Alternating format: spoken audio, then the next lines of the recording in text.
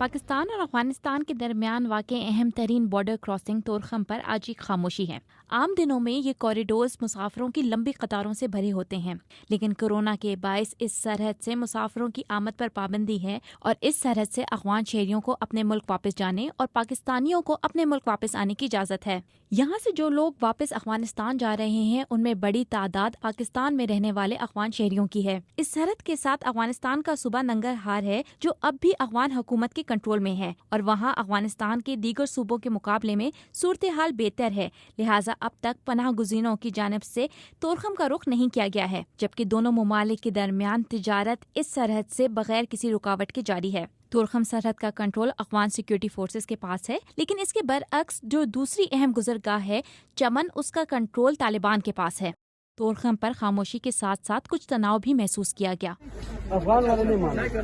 اور افغان سیکیورٹی اہلکار صحافیوں کی جانب سے تصاویر لینے پر شدید برہم بھی نظر آئے، جبکہ اب سے کچھ دن قبل جب ہم نے افغان سرحد چمن کا دورہ کیا جو کہ طالبان کے کنٹرول میں ہے تو وہاں نہ صرف شہریوں کی دو طرفہ آمد و رفت اور تجارت جاری تھی بلکہ ماحول بھی معمول کے مطابق پرسکون تھا۔ افغانستان میں سیکیورٹی کی بگڑتی ہوئی صورتحال کے پیش نظر گزشتہ ایک ماہ سے ایف سی کے ساتھ ساتھ پاکستان فوج کو بھی سرحد پر تعینات کر دیا گیا ہے۔